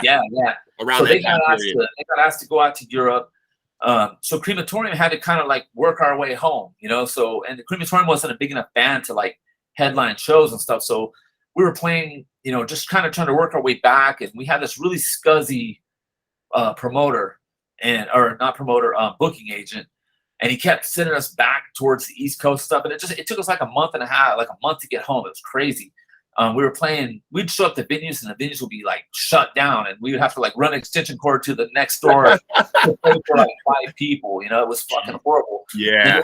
We got to Oklahoma, and we got pulled over, and they searched they wanted to search our van, you know, so they fucking tore the whole van apart. We had a fill-in bass player with us at the time, and they finally found one roach in his bass guitar case. And we had a rule, like, absolutely no drugs on the tours, and none of us even did anything. Right. But people that, you know, if there were people filling in, it's like, you absolutely cannot bring nothing on tour, you know, because we don't do that shit. First of all, second of all, we're traveling through all these, you know. Well, it's widely public. I mean, it's pretty public though that, you know, that you guys are straight edge though. I mean, well, Crematorium wasn't. I was, but you specifically, right? Yeah. I didn't even know what straight edge was back then. I just was, you know. Yeah, you just weren't into that shit. Yeah. So anyway, they arrested us. They they basically what they did was they stole all our money. Then they gave us the van back and stuff. We had to use credit cards to get home. After that, I was just like, man, fuck this, like. So that's when I decided, okay, I'm going to go to film school and stuff and learn how to do, make movies, and I'll do that instead of music. That's what made me. That's what really got me into music. So seeing that old man digging, having some bad tours. You got to go somewhere. If you ever become like as big as Martin Scorsese, you got to go find that old man. You owe him. You owe him something. I don't know. I mean, he inspired this all. Some crazy old man digging in his garden. Right. Probably a real killer. Do you remember? Are you able to put a finger on what movie though that you saw the first time that you were ever watching a movie and actually really felt real fear and were scared? Phantasm. Okay. Yeah. That was the first movie that you remember really feeling like a chill coming over you and getting that feeling of real fear. Yeah, that was real fear. It wasn't the most fear. The most fear was The Exorcist. Okay. Yeah, I think a lot of people would say that one. Yeah. What do you think about? What do you think about like when you see these horror movies? They get remade. Like the one that made me cringe. And I'm not saying it's the scariest movie in the world, but I was going through social media the other day and I saw that they're going to do a remake of The Lost Boys. And I'm like, oh, for fuck's sake, you're going to go ruin the fucking Lost Boys. I mean, come on, what I mean? But they've done it with, they've certainly done it with other ones, The Wicker Man. I mean? Like there've been, where do you stand on remakes? And also, let me add to that. What was your take on the Rob Zombie Halloweens? Okay, well, let me ask the first part. I don't really have a problem with the remakes. To me, I don't let them like whatever that Lost Boys one is. That's not going to change the real one for me. Right. I'll be interested to see it. I'll be interested to see. I know they're going to fuck it up. I know they're going to get that they're going to try to inject like modern culture, which is kind of nonsense right now. I don't want to see that shit. They ruined Fright Night. That's one of my all-time favorite movies. They did. Yeah, they put it here in Nevada. Like this is the most unappealing, unscary. It's just a bunch of track houses. There's nothing scary about a track house. The best part of Fright Night was those houses in the neighborhood. That's like, and how the fuck are you gonna choose the most uninspiring, unscary fucking track houses in the desert? I know. Scary. So I don't have a problem with them. So far, I haven't seen one that has really been worth, none of the Fright Nights. I like them as separate movies in certain elements, Now, with the Rob Zombie stuff, what I like about his is that he goes more in depth, like into who Michael Myers was. And he puts his own take on it, but he injects his culture, which he's kind of into the same stuff that I'm into. He was into Kiss, obviously. He's obviously likes the same actresses as me, because if I was able to just get any actors I want, William Forsythe is my favorite actor. Of course I would be wanting these people from the old movies, other movies. So I like his Halloween 1 movie. I don't remember the Halloween 2 that he did that well, but I'm sure it's okay. I'm sure I know I've seen it and I know I liked it. But to me, it's a whole separate. It's just a different take on the movie, on the story.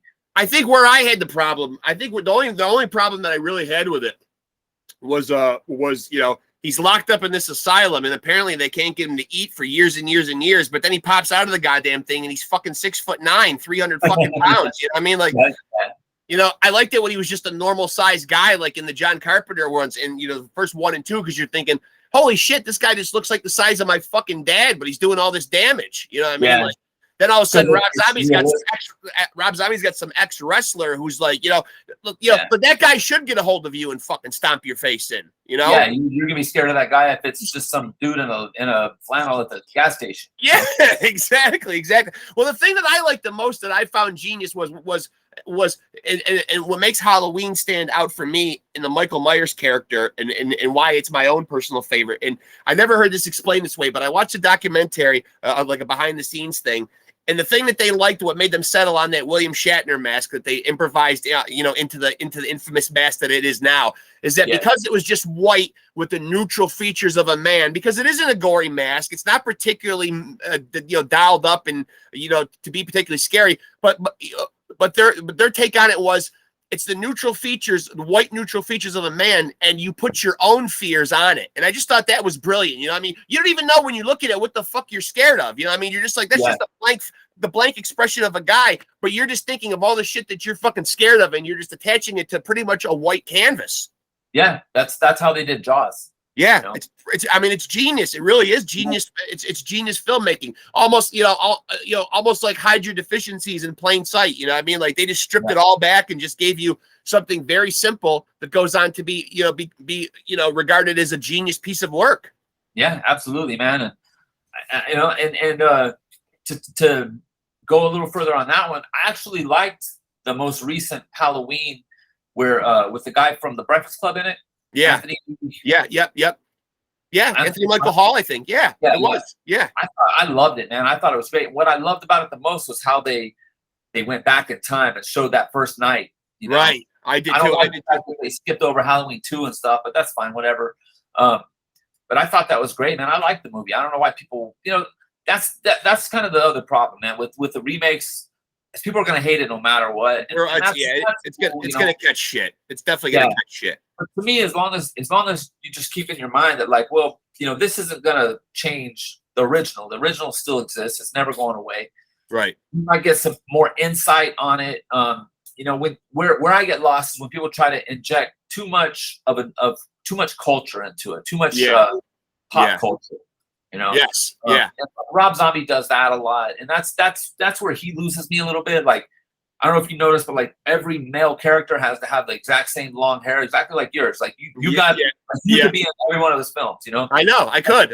Yeah. Yeah, and that's cool. There's nothing wrong with it, but it's like even a little kid, man. It's like long hair. It's like, okay, man. That's it's an '80s thing, and that's how it was in the '80s, and that's cool and all. But even though that's a culture that I like and that I connect to, it's distracting. It's distracting from the story of Halloween to me a little bit. And then in his original films, that kind of stuff loses me a little bit. His thing is like, he was raised in like carnivals and stuff. So he's got a whole different type of world he likes to create, and it's fast. I like his movies. I think he's great at it. I don't know why he gets so much hate. Probably just because people don't want to see somebody successful at two different things, Right. There's that, and I think it is. It's because he's branched out and become successful, and he doesn't look like what the entertainment business thinks ought to look like a successful guy. A guy with dreads and a big beard, and like a cool, hot, sexy, slutty-looking wife. Like he gets to have her every night. Like he's a lucky guy, and people are probably jealous of him. A lot of it's probably jealous. He's successful at what he does. So he's not the cookie cutter type.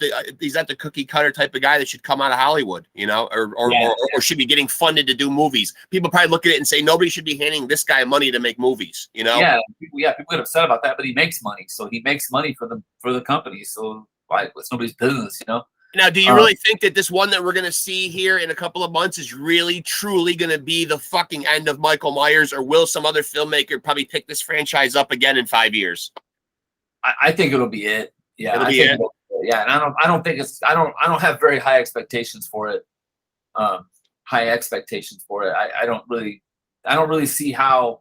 Without playing spoiler, how do you see it ending, though? Who ultimately wins? Because you almost feel like either Jamie Lee Curtis or Michael have to die at the end for any kind of closure. My prediction, they both going to die. Both going to die. Okay. Yeah, that's my prediction. I think they're going to kill each other. Okay. All right. I like that. I guess I could live with that ending, Yeah. I'm the kind of sick fuck that roots for Michael Myers to win, though. So I'm hoping the body count is fucking high, because a lot of those dumb teenage kids out there fucking and not being aware of their surroundings, they deserve to die. They went overboard with the last one, with him, taking on a whole fire department. Crazy. Yeah. When I liked when it showed him move fast in that prequel part where they recreated the original night. Yeah. And it showed him rush out and grab that guy. I like that because it's like that to kill this amount of people that he's killed, you can't just walk up to everybody and kill them. There are points where you would have to run, and then it just show it in the first one. I like the kind of, it's like you're seeing behind the scenes, like, well, this is, here is him really grabbing onto somebody, Yeah. Is it kind of crazy? Is it kind of crazy seeing him out in the street though, being accosted by the whole town, and pretty much now he's like a geriatric patient? I mean, he's old. Yeah. It is, man. But I like that part, I like. Yeah, I do too. I kind of dig it. You know what I mean? Because it almost kind of gives you that, holy shit, he's still an old motherfucker, man. But he can still, he's still Michael Myers. Yeah. I mean, it doesn't take much energy to stick a knife in somebody. But is it supernatural with Michael Myers though? Like, are we supposed to be led to believe it? Is that what you get off the premise though? That now because he's been through all these, all these different movies that, because eventually the story started to turn to the whole, Curse of Thorn and Odin and all this stuff. And then, the doctor in the psych hospital got involved and had him under some kind of a fucking spell. I mean, did you like when it got all hokey like that? Or did you just like the idea of this? He's just this kid that grew up fucked up and just started killing people. I didn't even honestly really pay attention to those later ones. Yeah, I don't need a lot of backstory. I just like the idea that, hey, here's this kid that just for no apparent reason is just a fucking little wacko, Well, that is, of course, that is the good part of it, and that's what I liked about it, the original ones. But you can't maintain that. It's completely unrealistic for somebody to get away with 7 or 8 murder sprees, get to break out of the hospital 6 or 7 or 8 times. right. So you got to come up with these creative ways to continue the story. And I appreciate that. And I like that. But it doesn't have the same effect to me, because what I like in horror movies is things that makes me afraid to come home and come up my stairs. It makes me come and check the whole house before I go to sleep. Those are the kind of movies I like, Yeah. Seeing Jason Voorhees in space, that doesn't scare me. You know what I mean? Right. Yeah, it gets a little cornballish. Yeah. Yeah, it's entertaining in a silly way. And another really, really big movie for me, a big, huge, impressionable movie for me, was Nightmare on Elm Street. Oh yeah, hell yeah, that was great. And then when you got to even the second one, but especially after the second one, they became comedy. Yeah, and I think initially it was kind of cool because you were getting these guys like Jason and Leatherface and Michael Myers who didn't have any lines and weren't saying anything, and then Freddy kind of injected a little bit of sarcasm and evil diabolicalness. But then you're right, then it started to become like like all of a sudden like it's like Freddy Krueger's fucking stand-up show, like and it's become a little cheesy. Exactly, yeah, and it just kind of lost, I don't want to say it lost me. It's just that my taste in horror, I like things that I can mentally transport into. And I can feel the real true fear of those films. And that's what I want to create in my movies. That's never going to probably translate into any kind of commercial success, but that's not my goal. So back to that thing about success, if I can ever create a movie that puts those kind of fears into somebody and gives people that kind of entertainment, that wakes them up, brings them alive when they go camping and they're going to be afraid of burying the hatchet or whatever else I come up with down the road, then that is successful to me, And the money and stuff like that can always come from licensing or whatever. To me, the important part is to create that. If I can create that, if I can tap into something like that, then I think everything else will come with it. And if it doesn't, it doesn't. I will be successful. That's what I want to do. I have work. I have jobs. I can make money to live, and we can live our life the way we want to.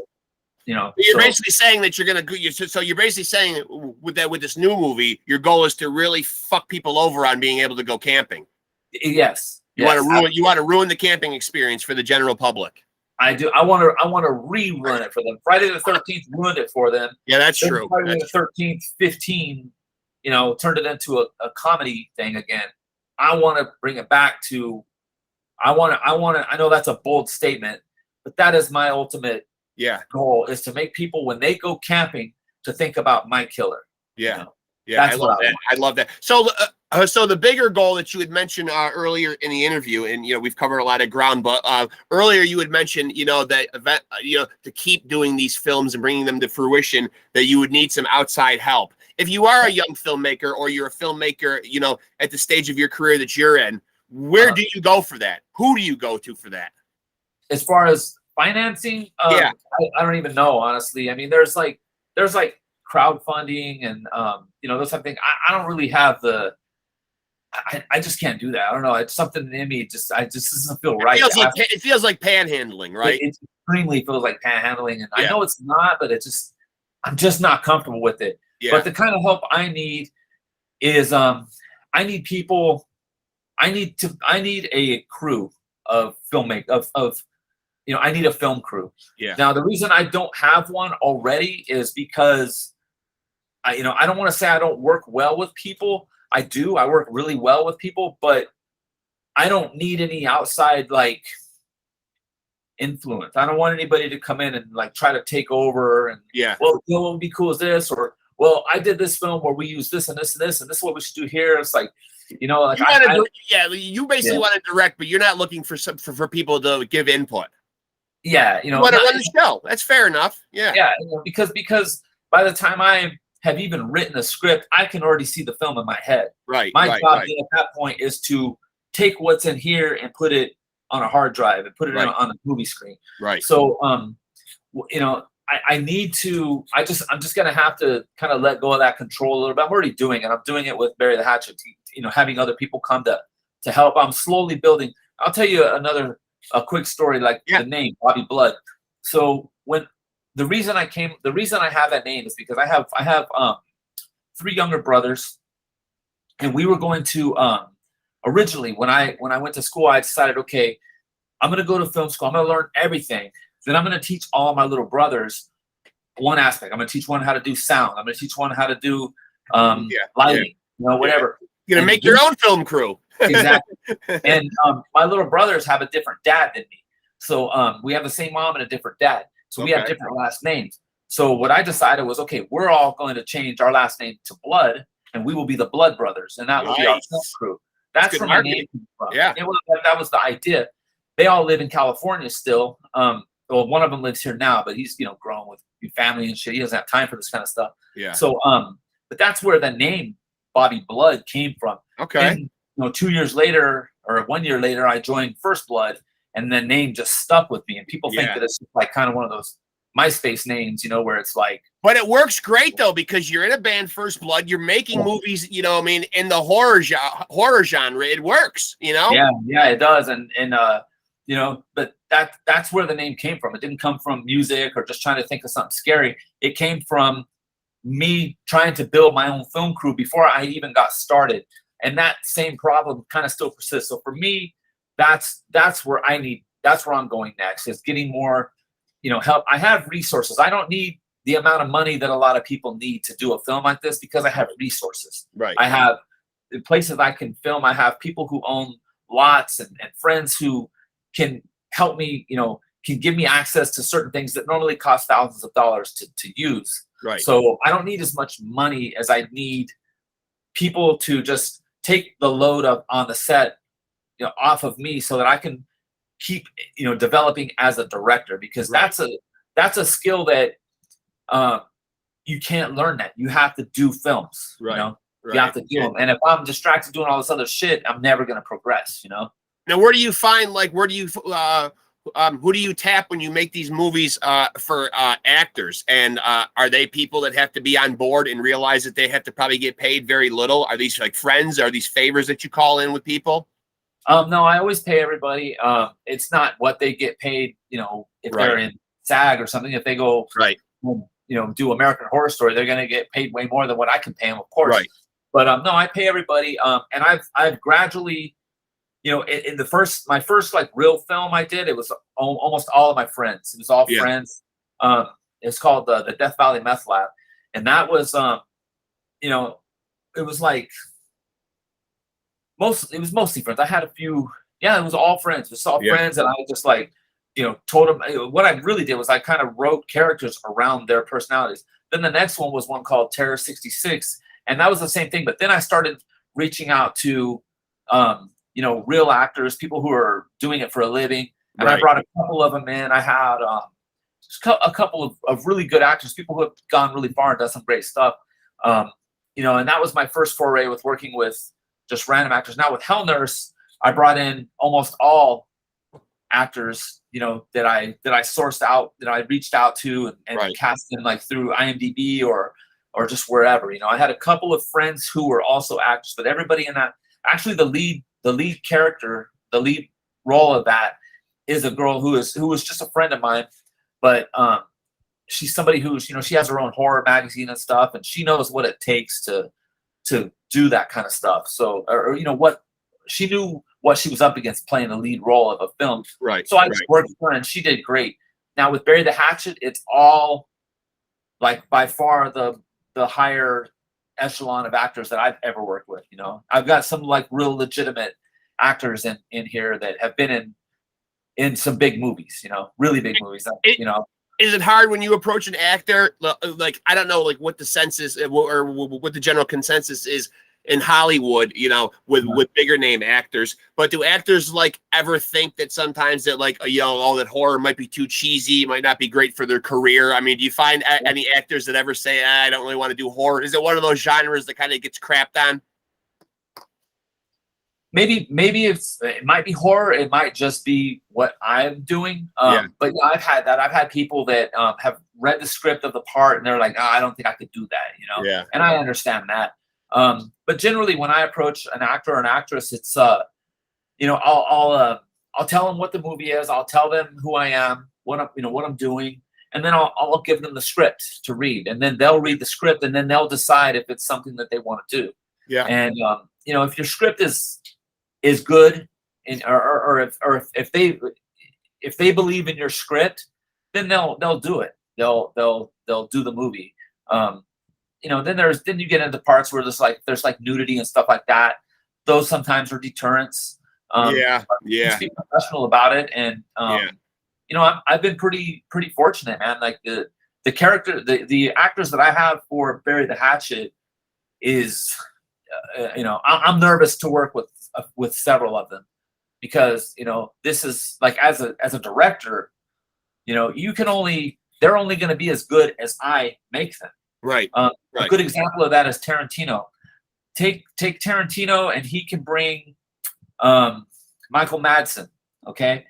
And you see Michael Madsen in a Tarantino film, and he's awesome. He's the best actor, Then you see him in some low budget horror film or something, and he's not so great. It's not him. It's the actor, or it's the director. So there's a pressure there. Like, I look at it like some of these people are trusting me to make, to do well for them.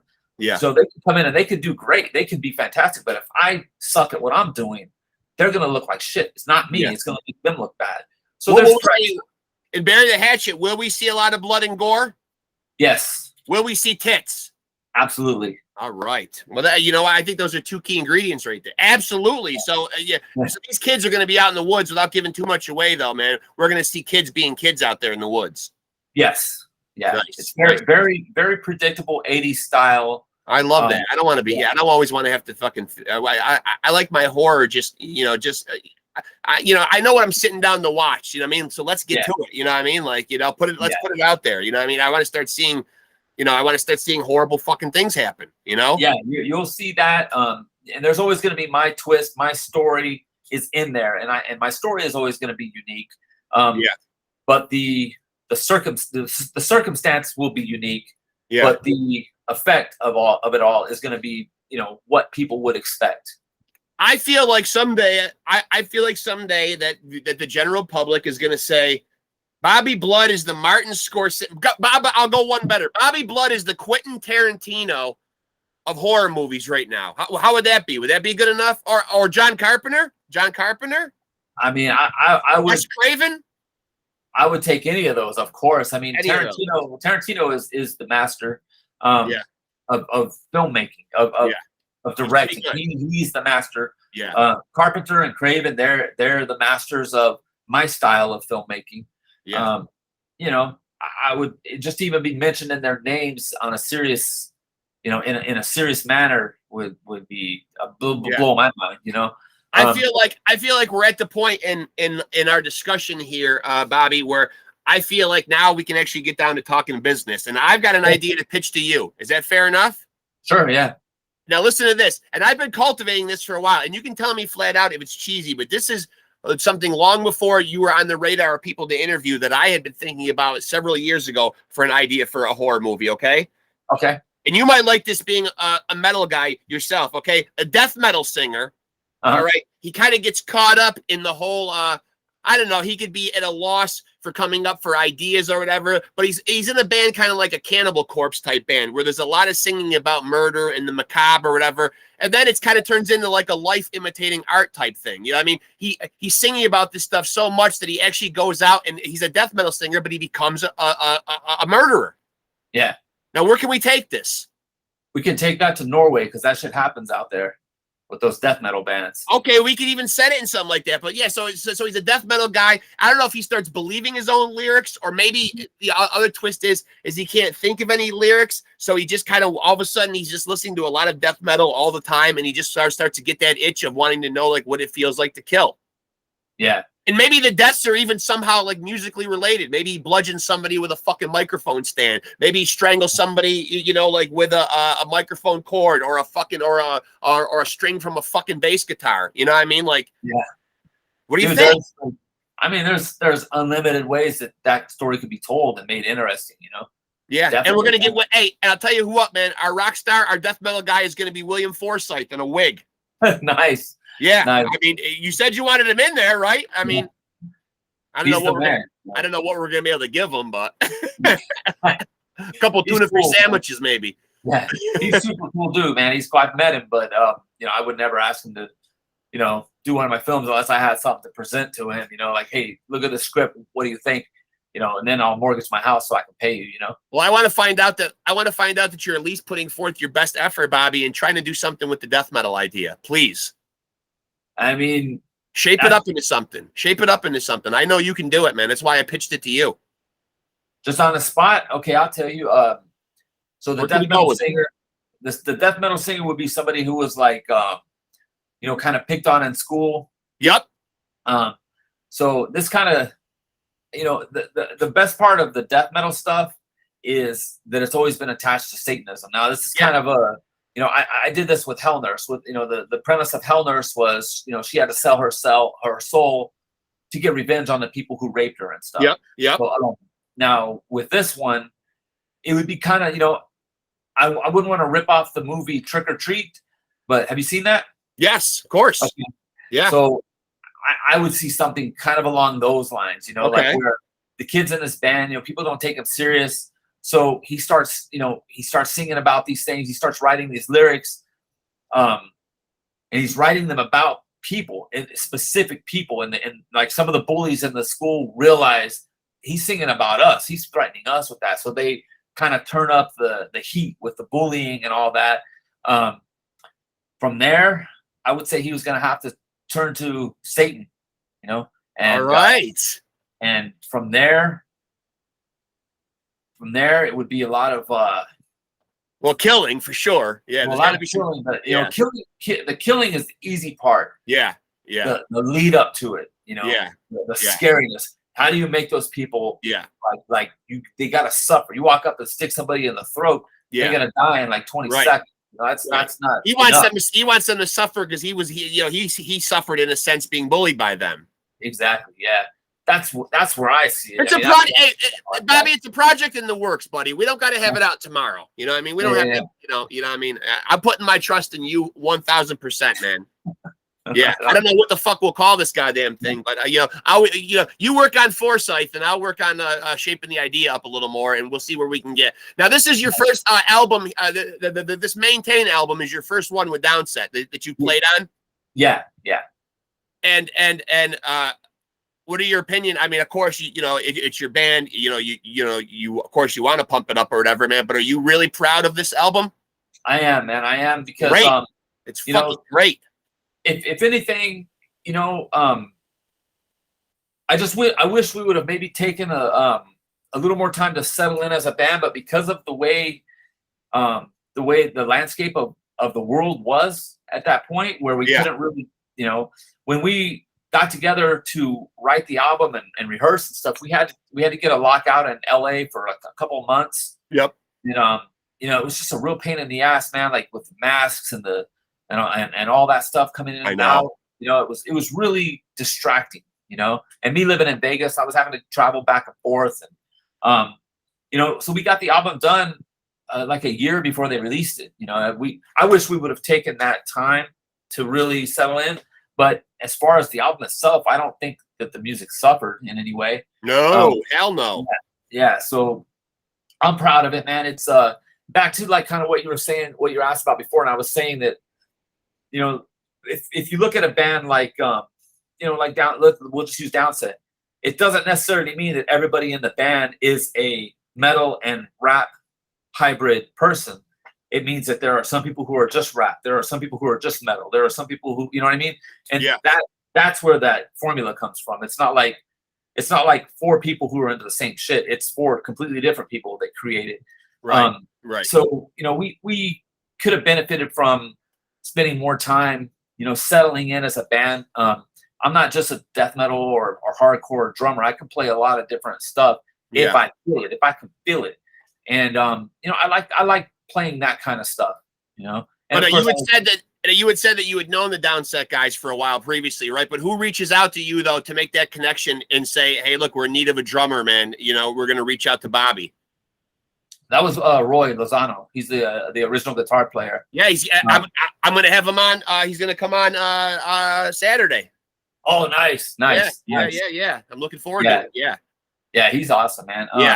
He's the one that reached out to me. He came out with First Blood in like 2010, and he was going to play guitar with us for a few shows or something. So he came out on the tour and hung out with us, and that's when I met him.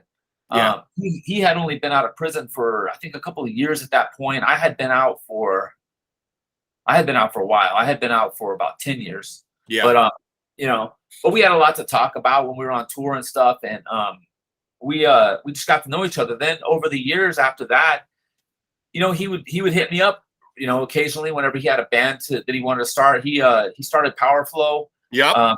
I was the one he hit up to do that. It's just that at that time, I was having a lot of legal issues, so it was really hard for me to. I could leave the state, but I was under a lot of pressure. A lot of legal pressure. So, it just wasn't a good time for me, and I couldn't tour. They took my passport and everything. So it was just really difficult for me to be able to do that actual project. But he's the one that always reaches out to me and reached out to me. And then when he decided when him and Ray buried the Hatchet and they got together and decided to bring Downset back, I was the first one he hit up. And Ray's a cool dude, man. He doesn't like outside people, so it's really hard for him to get used to new people. Yeah. So the first day I met him, we went. They were demoing over at Nick Jett's house, which is the drummer for Terror. So they were doing demos and stuff, and Roy brought me over to meet Ray and everything. And I wasn't even planning on playing, so I met Ray. And he's like, "Hey, nice to meet you." Blah blah blah. He's like, "Hey, I got this." He showed me some lyrics, and he's like, "Could you throw a drum beat for me? So try the song." I'm like, "Fuck, man, this is like on the spot." So I was like, "Yeah, for sure." So I jumped back there and just started. He kind of sang his verse, and just me and him, just me and Ray. The first day we met, just started playing the song, and that ended up being the first single they released, the one they did the video for. That's called "The Place to Be." Yes, love it. We wrote that together. Me and Ray wrote the gist of the song, and Roy, of course, was right there playing the guitar. We all put that together in a matter of minutes, and after that, it was, I was in the band right there, like officially. Now, I don't want to leave people, when we wrap this interview up, I don't want to, you touched on some things, and I don't know to what degree you want to touch on them, but I don't want to leave a bad impression. You had made mention of some legal problems in prison time and everything, but you're all good right now at this point in your life?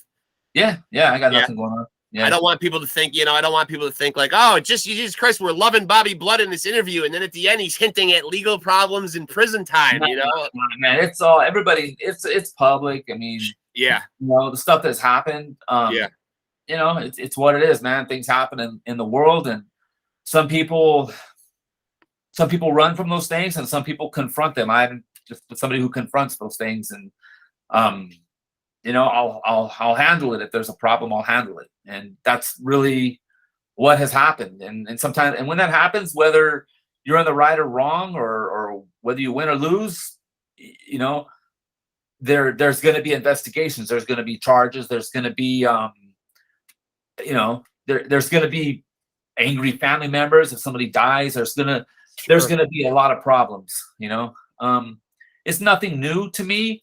This is something that I've been in, that I've had to deal with several times in my life, but it's something that never gets easier. Right. You don't ever win situations like that. You may win a gunfight or a knife fight or whatever, but you may win the physical part of it, but then mentally you're not. Nobody wins that stuff. So, but no, I'm not the type of person that goes and starts problems, or I've never had those kind of problems, But I'm free to travel anywhere in the world. I don't have any, I still have my weapon permit. I don't have any kind of legal problem. Good. I'm glad to hear that. So you also do a horror podcast of your own as well? Yeah. You want to tell us about that? Sure. Yeah. Okay. That's called 85 Grave. I do that with my fiance. So I'm in the studio right now. So that's so we were talking earlier about like going to the locations, like how I like to do that. Yep. That's what I do. I like to go and it's not just the horror films. That's kind of how the show started. Yeah.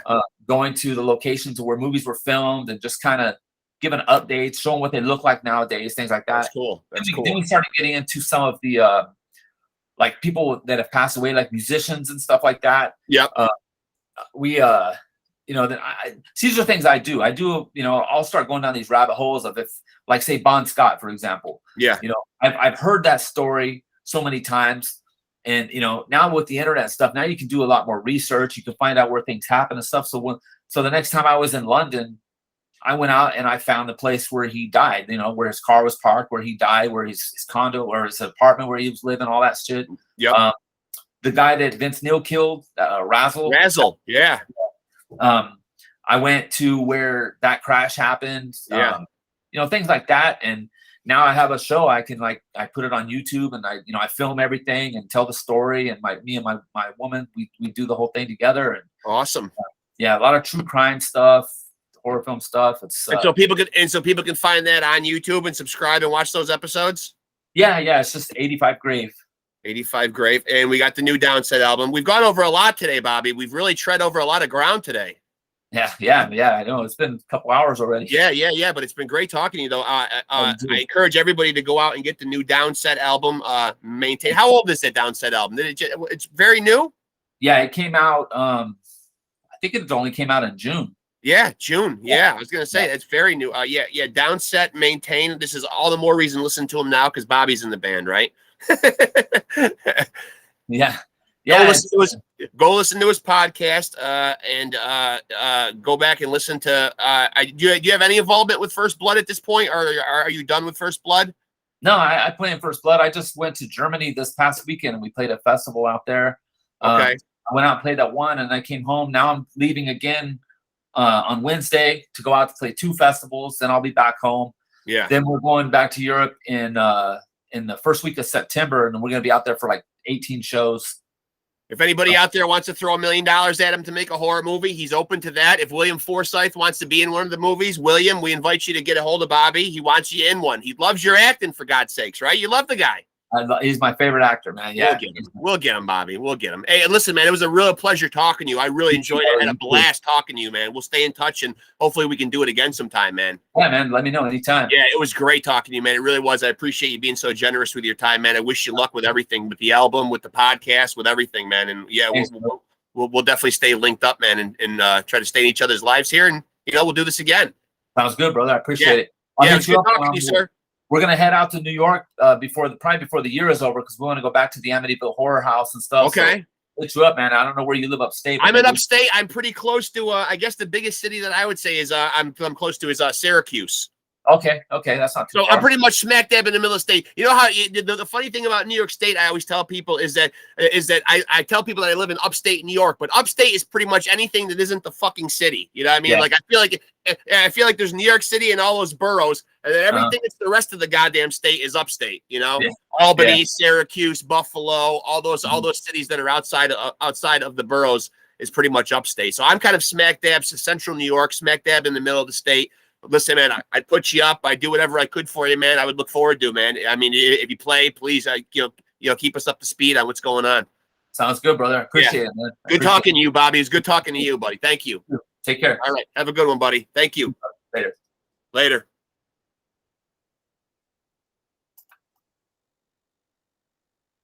Wow. There you have it, man. Musician, filmmaker. Oh, I'm sorry. Let me reverse that because he would like that. Filmmaker and musician, Bobby Blood. I think he does both equally well. Go check out his horror movies. He's got one called Bury the Hatchet about ready to come out. Good old school campy horror flick. In the vein of like old school. Sounds like, Jason skulking around the woods, fucking killing these fucking kids, and they fucking deserve it.